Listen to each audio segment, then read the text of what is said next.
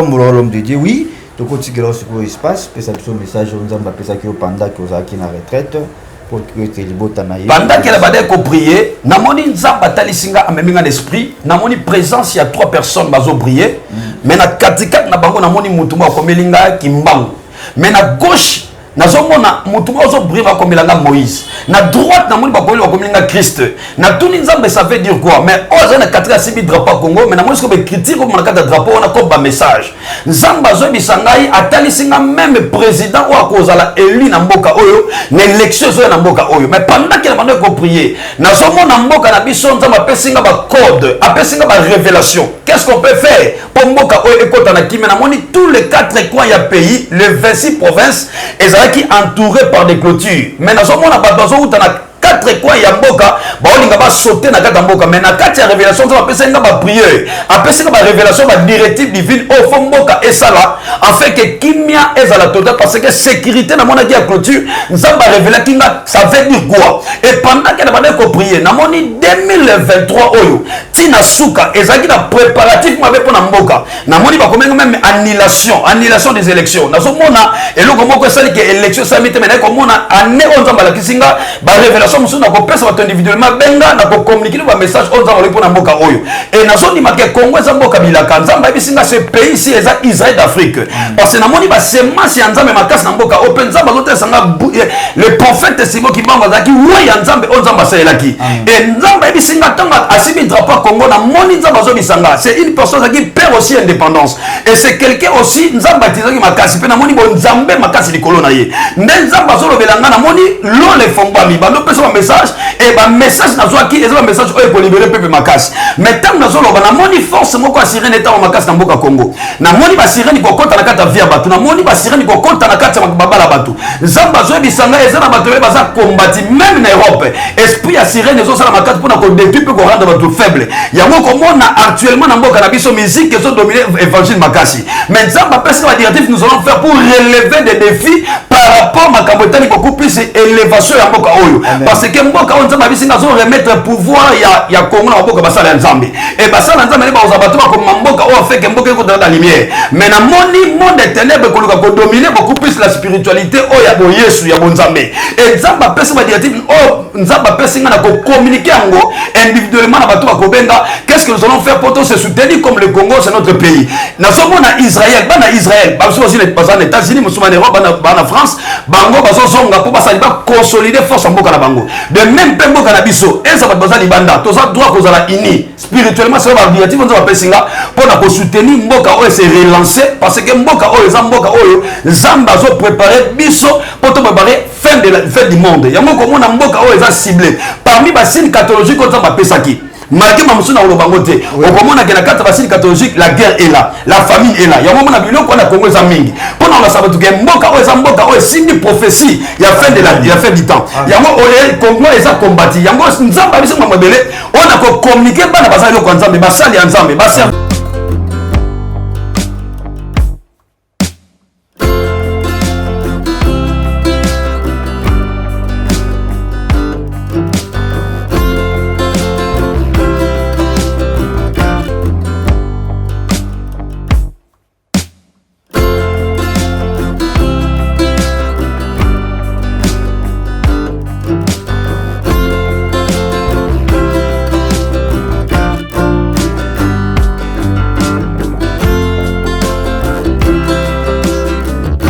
Shalom, shalom à vous les enfants de Dieu.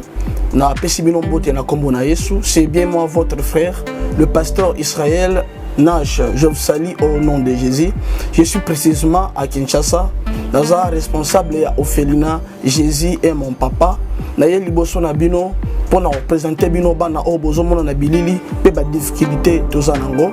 Na banaki musala o ça fait longtemps ya koboko la bana selon ainsi dit l'Éternel. Mais ba difficulté ezamingi difficulté ya loyer parce que tozo foutela et puis difficulté au foot la bana minerval pour to chute au bandaki to pesa qui avance mais tikali ndambo nazo banga ke bana oyo bakata classe bakoma nango na sukate. C'est pour cela Dieu m'a mis au cœur na lancer message oyo na bato nyonso ya motema malamu basunga bana oyo bozo bozomona na bilili bana o bozomona na bilili ndambo na juna rond-point ngaba ndambo victoire ndambo limité et puis ndambo l'état pesingai pona bande kolanga nyonso ba congolais bobi ba réalité nini to passer nango na mboka soki nga simple individu na ndimi kozwa bana o na bokola na ainsi dit l'Éternel soki l'état s'est décidé to mona suba fazer na zelati c'est difficile ya osala ngonga moko c'est pour ça na so lancer appel na bana nyonso nzambe pona classe ya bana oyo pona loyer na bango kolata pe kolia na bango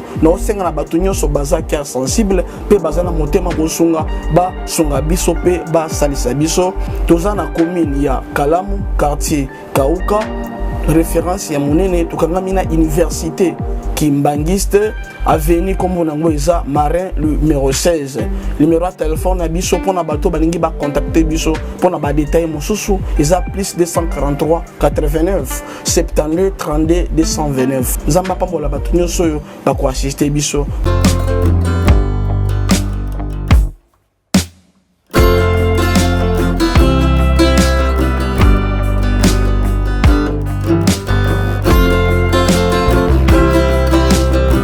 Shalom peuple de Dieu et bienvenue dans votre émission Parlement Céleste et de l'Obaka, une émission prophétique, pastorale, Monsieur Balanzambe, Parlement Céleste, Isali et Sika Oyo, Lola et l'Obaka, ce qui est profond et caché. D'ailleurs, on a profité de sa motte, on a chrétien, un peu chrétien, sur les partout où vous êtes en Europe, Amérique, Asie, Océanie, pourquoi pas, Nakatia. Afrique, République démocratique du Congo, Balanza Benyoso, Topesbino Mbote et David Alubina Bisso vaut mieux un jour dans sa présence que 1000 ans ailleurs. Plus loin lobby, il ne nous traite pas selon nos péchés et il ne nous punit pas selon nos iniquités. Puis Psaume 3. Voilà pourquoi nous sommes en obligation. Il y a qu'à remercier Kolo et Apema ou Asali Bisso grâce, une faveur imméritée. Ngolou, il y a on est toujours vivre en haut et Nalobara toujours. Ceux qui m'ont remercié Azali, c'est le Seigneur Jésus-Christ. Zamba Pamola pour la disponibilité. Au Talib Somba Aliboso, s'abonner sur cette chaîne EHP Media pour la continuité. Il y a une émission, tout un message, il y a un Nzambe, Nengeblu Lobby, Nzamba Oti, que désormais, moi-même, j'enseignerai mon peuple. Alors, je me suis passé sur ce plateau, je suis avec l'homme de Dieu, le prophète Erika. Vraiment, ça fait longtemps, Mikolo Lekebele, et à l'écart déjà, na EHP Media, Zamba Aliboso, à l'écart déjà. Mais ça fait aussi longtemps, à l'écart d'un Parlement Céleste, bon, Aza Awa sur place pour poser ma question. Merci beaucoup, le Seigneur vous bénisse mon frère. Merci beaucoup. De partout dans le monde,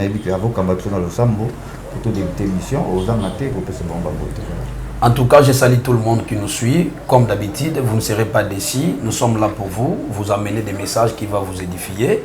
C'est pour cela que je salue tout le monde qui me suit, les gens qui nous appellent par-ci par-là, à qui nous aidons dans la prière. L'Éternel a des choses importantes à faire avec vous pour ce mois ici de juillet. C'est pour cela que nous allons commencer par une prière avant d'entrer profondément dans les messages.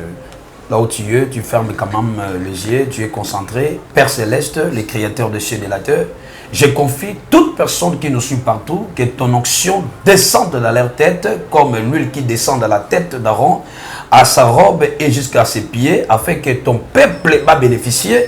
Bon, là, mon amour, il y a et il y a couverture, il y a connexion, il y a délivrance. Nous allons voir l'esprit des morts, va perte. Et la musica, en regardant cette émission, que le Saint-Esprit vous impacte par le nom puissant de Jésus-Christ Nazareth. Amen.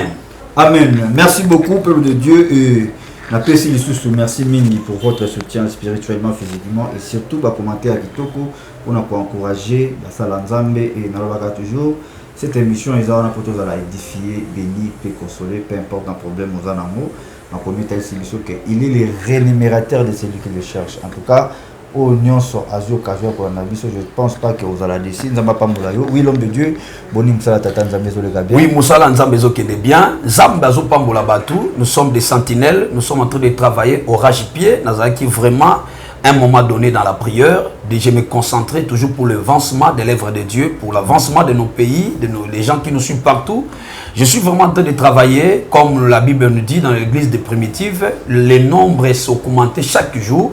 Bananzan baza satisfait, bazo bika, bazo ba guérison, libanda, nakat église. Vraiment c'est pour la joie de Dieu, l'église évolue très bien. Voilà, merci beaucoup et se poser ma question le prophète Erika Kenda Wapi est-ce que vous voyagez à qui? Vous avez toujours dans la ville à Kinshasa ou bien vraiment, j'étais dans des retraites de prière. J'étais vraiment dans les retraites de prière. Au Moni Moussala Nzam, Baza Moto, pas paraître tout le temps. À un moment donné, il faut aller dans les cache-toi comme David. En fait, que vous en avez pouvoir, il y a vaincre les Goliaths. Amen. Nous faisons un travail où ils ont vraiment la concentration, ils ont la révélation.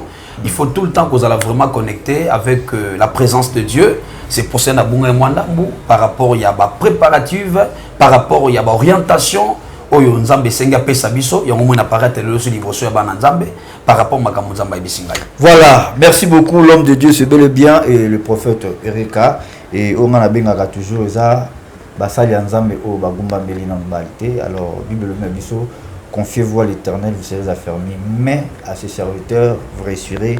Et c'est très important pour faire sa confiance dans Basali Nzambe. Mais Basali Nzambe, oh, il y a solo. Voilà, l'homme de Dieu m'a remboursé. Vous avez belé à Faito Solano. Bon, vous avez une retraite pour nous coca les sous Mungongo Nzambe. Bon, ça ne dérange pas. Mais quand même, aux il y a des réseaux sociaux. Qu'est-ce qui se passe dans la ville? Phénomène de prophète Besco. Est-ce que vous avez déjà? S'il y a des faux, il y a toujours des vrais. Amen. Vous voyez, dans Evra Nzambe, il y a beaucoup d'appelés, il y a peu de lits. Et ça, il faut garder toujours une bonne marche, comme il faut. Mais tant les gars, le diable, il veut promouvoir, il veut introduire des mauvais pour étouffer les gens qui sont avec le sceau de Dieu. C'est pour cela, là où il y a des faux, il y a toujours des vrais. Ce qui olingi ozala béni, olingo se connecter na musala nzambe. La première des choses, tu dois prier le Seigneur. Et ça, nous sommes benga la mission sur les missions. Papa tango lobaka kana senti conviction mo benga yo. Mais au senti na kacha muto wana après ko biso papa ba doléance en tout cas na kuta basala nzambe mabe basalinga boy. Donc et comment ça la biso patience moko biso tozo sala effort yo sala musala bien. Mais ce que je dirais à toute personne qui me suit, faut pas nzambe ba que ni pamboli na bango za maboka basala nzambe. Mais malgré donc c'est pour cela il y aura beaucoup de faux prophètes qui vont venir entraîner les enfants de Dieu. Ils vont captiver même les femmes. C'est pour cela que déjà prudent parce que la Bible a déjà prédit tout ce temps que nous traversons.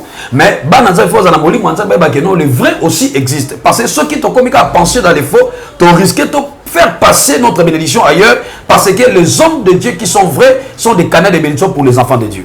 Voilà, merci beaucoup l'homme de Dieu. En tout cas, le Gomoko n'a pas divine autant que Bananzambe avant Babenga, il faut Basambe la Valiboso. C'est très important et c'est très important parce que beaucoup il y a les enfants de Dieu juste à casser le sentiment cher. Azobenga monsala Nzambe parce qu'azoté bien et parce qu'azana la parole. Parce qu'ils ont prophétisé et il y a béni directement sans en prier. Mais conseil, il y a le prophète Eureka, c'est très important. Avant, il y a la force de la convaincre dans Saint-Esprit. Il faut bonner la Nzamba Sunyu Benga Moussala Nzambe soutenir et ça sera une très bonne chose. Vraiment, merci beaucoup. Et avant que le temps passe un message, je vais signaler d'abord que ça n'a pas tout. Nzambe surtout belé, maman, papa. Mes sœurs, mes frères, bazolanda yo ebele, ezana batu baza ko s'inquiéter meni. Yo mutozolanda nga bien aimé, oza ba problème ko ezotelemela yo. Bible lobi ne t'ai-je pas dit si tu crois tu verrais la grâce de Dieu. Oza wana maladie moko ba programme na vie na yo. Maladie wana ezaka saisonnière, a des fois elle disparaître, a des fois apparaître. Na kati ya vie na yo musalo salaka, o senti ozo gagner salaire, mais salaire ozwaka o profitaka na ngote. Ezaka pona ba problème, soko zimbongo fo benga yo mutakufi mutabeli. Nengina biso ke nzambe ya sacerdoce Jésus Nazareth ana posa akangola yo. Yo mutozola nanga libala na yo, okota libala me bana bazoya te. Na kati ya mariage mobala linga kona débit, mais ozo senti ka affection zaka souté. Et comment bolingo moko tantôt plutôt. Na kati ya vie ozo comprendre l'esprit ya ba mari de nuit. L'esprit ya mort ezolanda yo. Ozo sabandoto ba bakufa. Nengina biso ke nzambe ana posa akangola yo. Bible lobi venez à moi vous tous qui êtes chargés, je vous donnerai du repos. Na moni ba benginga, na mboka ba cancer bazobika. Na moni ba maladie incurable bazobika. Nzamba ebisinga lolengo zolanda nga. Nzamba zo telema na ngamu na yo. Po abana kolongola ba maladie, abana kolongola ba tension, alongola ba peur certes oh tu vivre na kata vie na yo na kata salaire na yo ba programme peso 10 000 euros 4 000 5 000 1000 euros mais au comprendre salaire au sangouni sauter une partie est disparaîtra mutaka apparaître sur le monde na place na yo bien aimé nzamba na posa vie na yo ekota na kata délivrance la Bible dit dans le livre Luc chapitre 10 à 18 l'ennemi il vient pour détruire égorger mais moi l'Éternel je vous donne le pouvoir de marcher sur les scorpions sur les serpents nzamba zo peso makoki ko tambola ba pouvoir nyo so bonisa famille na yo ba loi ya famille ba réclamation ba hôtel et ça na mutu ba pesa ba chance na famille na bino mutu wana koma ko sala beton na bino chaque année ba kufaka ba tunyo sur la vie attend ngo mata mutu fo kita olotaka oza toujours na maison familiale oza na poto oza na États-Unis oza na Afrique oza na Congo na ngai biso ke nzambe ya sacerdoce aza na posa délivrer yo amen eza makamfo nzambe asalela yo na moni basi babotaka te bapesa bango bana na moni bato bakufa bazosekwa ndenge oza wana ozopense beaucoup oyo balikambo na ngai na ozososo wapi mais ndenge na rassure yo moto ozolanda ngai place oza na télévision nzambe Israël ayebisi nga aye na miracle likolo bomoi na yo na moni mutu moko na vi na ye mutu wana banda kenda poto azwa mukanda te na nzela ya prière nasali ye nzambe apese mukanda na moni mutu na koma abimi na moni mutu azobela maladie ya sucre elimwe na moni maladie attention et disparaître na moni moto aza na chômage ma pese musala na ngai biso ke nzambe ozoloba na siko ozolanda nga ana pour asala quelque chose sacerdoce erataka te problème eza fo ozala na foi problème fo ozala na considération parce que nzambe esetemi na ngambo na yo nkolo ayebisi nga eza na bato fo babika eza na bato fo basekwa eza na bato fo finance na bango efongwama eza na bato fo nzambe akota stabilité na bambala na bango parce que l'ennemi combat vos mariages l'ennemi combat vos finances il combat aussi vos santé mais Dieu d'Israël en a posé ça là quelque chose yo muto zolanda ngai na sala kondima na nzela ya prière sacerdoce tu vas témoigner l'Éternel.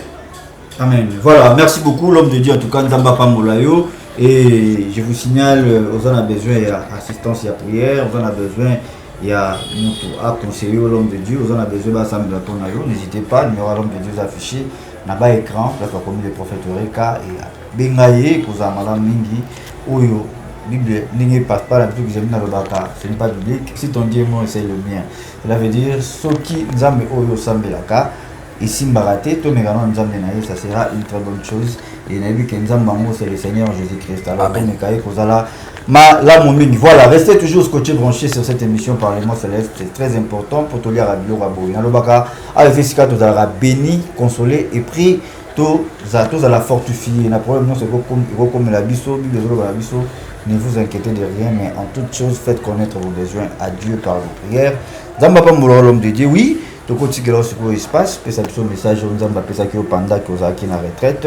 Pendant qu'elle a prié, namoni nzamba talisinga ameminga l'esprit, namoni présence il y a 3 personnes bazo prier, mais na katika na bango namoni mutumba komelinga kimbangu.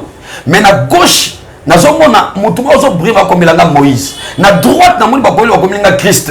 Na tuni nzamba ça veut dire quoi? Mais oza na katika sibi drapeau Congo, mais namoni ce que critique comme na kata drapeau on a comme ba message. Nzamba zo bisangai atalisinga même président ou akozala élu na mboka oyo na élection zo na mboka oyo mais pendant qu'il a ko prier na somo na mboka na biso nzamba pesinga ba code apesinga ba révélation qu'est-ce qu'on peut faire pour mboka oyo ekota na kimena moni tous les 4 coins ya pays les 26 provinces ezalaki entourés par des clôtures mais na somo na ba dozo uta na 4 coins ya mboka baolinga ba sauter na kata mboka mais na kati ya révélation nzamba pesinga ba prière apesinga ba révélation ba directive divine au fond mboka esala afin que kimia ezala total parce que sécurité na mona qui a clôture nzamba révéler kinga ça veut dire quoi et pendant que na bande ko prier na moni 2023 oyo tina suka ezaki na préparatif mabe pona mboka na moni ba komenga même annulation des élections na so mona eloko moko esali que élection samite mais na ko mona année on nzamba la kisinga ba révélation musu na ko pesa bato individuellement benga na ko communiquer ba message on nzamba le pona mboka oyo et na so ni make Congo za mboka bilaka nzamba bisinga ce pays ici eza Israël d'Afrique parce que na moni ba semence ya nzambe makasi na mboka open nzamba zote sanga le prophète Simon Kimbango zaki ouais ya nzambe on nzamba selaki et nzamba bisinga tonga asibi drapeau Congo na moni nzamba zo bisanga c'est une personne qui perd aussi indépendance et c'est quelqu'un aussi nzamba tizaki makasi pe na moni bo nzambe makasi likolo na ye nde nzamba zo lobelanga na moni lo le fongba mi bando peso un message et un message n'a pas qui est un message pour libérer le peuple makasi. Mais tant que nous avons moni force moi quoi sirène état au makasi dans Mboka Congo. Na moni ba sirène ko konta na kata via batu. Na moni ba sirène ko konta na kata babala batu. Zamba zo bisanga ezana batu baza combattre même en Europe. Esprit ya sirène zo sala makati pour na ko détruire pour rendre batu faible. Yango komona actuellement na Mboka na biso musique zo dominer évangile makasi. Mais Zamba pesa la directive nous allons faire pour relever des défis par rapport à Makambotani beaucoup plus élévation ya Mboka Oyo. Parce que Mboka Oyo Nzamba bisinga zo remettre pouvoir ya Congo na Mboka basala Nzambe. Et basala Nzambe ne ba ozabato comme Mboka Oyo fait que Mboka ko dans la lumière. Mais na moni monde des ténèbres ko dominer beaucoup plus la spiritualité Oyo ya bo Yesu ya bo Nzambe. Et Nzamba pesa la directive Nzamba pesa na ko communiquer ngo individuellement na bato ba kobenga. Qu'est-ce que nous allons faire pour se soutenir comme le Congo c'est notre pays. Na somo na Israël, bana Israël, ba aussi les États-Unis, musulmans Europe, bana France, bango bazo zonga pour passer ba consolider force en Mboka na bango. De même pe Mboka na biso, eza ba bazali banda, to za droit ko za uni. Spirituellement c'est ba objectif on va pesinga pour na ko soutenir Mboka Oyo se relancer parce que Mboka Oyo za Mboka Oyo Zamba zo préparer biso pour te préparer fin du monde. Yango ko mona Mboka Oyo za ciblé. Parmi ba signes catholiques ko za ba pesaki. Malgré ma moussuna ou bangote, au moment où la carte facile catholique, la guerre est là, la famine est là. Il y a un moment où on a Congo Zamingi. Pendant la sabato, il y a un signe de prophétie. Il y a fin du temps. Il y a un moment où Congo est combattu. Il y a un moment où on a communiqué par la base de Nzambe, basali Nzambe, bas servant de Dieu. Ban Nzambe fait que tous ensemble, tous ensemble pour na Mboka Oyo, pour Nzamba ko sabila kanaye. Voilà, merci beaucoup l'homme de Dieu et merci beaucoup Nayom Tozu message Oyo. En tout cas, Oeza chaîne EHP Media politique est raté. Voilà pourquoi l'homme de Dieu a mérité qu'on joue un peu dans la sagesse. Il n'y a pas moyen. Soit un message à futur président de la République. Il n'y a pas moyen à ce temps où on a un plateau parce que les plateau politique au bengié en coulisses, à Royer Bissayo, au bengié na onyo soyo qui à travers un message oyo bengaye en cachette et au battant et au parce que TV aussi est à Lingonga, c'est très important aussi. Et mais place mon côté aussi mbami na ngolobi na vision na yo pendant que zomo nomoni Simon Kimbango au milieu na katikati et puis na mpandi ko nomoni Jésus-Christ mpandi koto ezalaki Moïse. Ça signifie quoi pour na yo? Zamba lobi na ngai komona Kimbango na kati. Kimbango asa muto azaki un grand prophète. Donc être au milieu, c'est dans la présence de Dieu. Amen. Présence à Moïse, Moïse était un prophète majeur. Présence à Christ, et sa force et création. Donc Nzamba zo convaincu que cet homme c'est un homme de Dieu. Oh Nzamba tizaki na temps na ye na mboka oyo. Et puis profession zaki nango et bien qu'on financer toute l'Afrique. Aza libérateur ka Congo te, aza fait libérateur d'Afrique. Oyo Nzamba leka pe na nzela na ye. Ozomona. Donc Nzamba bisinga ke no mboka oyo pope makambebele eke liboso na kumisa qui passe na moni bazo reconnaître pouvoir pe bon Nzamba zaki na Simon Kimbango. Donc c'est un prophète jusqu'à présent azape ange oyo pe Nzamba bazo se servir à ses servants pe na Congo pour libérer zape beaucoup plus na katamboka oyo. Amen. Merci beaucoup l'homme de Dieu en tout cas Kolo Amega ko baktelo ba sagesse belé puis a fongola les sous ce qui est profond et caché pour que le peuple de Dieu ba ko bénéficier nango et en tout cas je pense que nous touchons déjà vers la fin de cette émission et un grand merci d'abord à vous tous de nous avoir suivis partout au Israël, Europe, Amérique, Asie, pourquoi pas dans le cadre océan. Nous n'avons pas molayo et tout le monde toujours que l'évangile c'est gratuit mais l'évangélisation ça demande aussi des moyens. L'homme de Dieu pas comme à zipper le transport. Écoutez, alors c'est très important. Tu as soutenir, ce sont des vrais. Hein, des vrais serviteurs de Dieu, c'est une très bonne chose et na ozope ça va programme na suka mais d'abord na ligne nzamba mika ko sosoli ça muzonyo soit aucun message oyo diable en douceur motema na été il faut qu'on prie pour notre pays République démocratique du Congo c'est très important et gloire à Dieu na bara toujours que ça ba sala nzambe no ba gumba meli balte ça dit nzambe abumba bango pour na kofongola toujours ba révélation etali mboka na biso to se déranger mini pour na makambo etali est du pays ainsi de suite mais les longs nzamba peso ba révélation et bien sûr que to boyo lo bango nyonso mais moto akobenga nda akozwa réponse ya makambo oyo ti ko talisa biso voilà papa et je pense que to comme na suka déjà alors ba programme na yo eza comment pour que prochainement tous voyons ba na nzamba ka retenir. Je suis là en train de servir le Seigneur nzamba pesenga directif moko consulter et puis ko soutenir beaucoup plus les des hommes au bazar na cadre hôpitaux parce que par exemple message nous appelle ça kinga na moni na ke na ba centre hospitalier en train de donner prier aussi pour les malades. J'espère que au Congo vous avez mission vous avez vidéo et nzamba bisinga mutu nyonso vous allez toucher pour na ko soutenir ba action oyo ya ko prier. Quand on prie pour les gens, on ne peut pas prier seulement physiquement, il faut aussi soutenir les gens qui sont dans les lits d'hôpitaux. Et nzamba bisinga ezana bato ebele ba kozala bénir ba action to sala.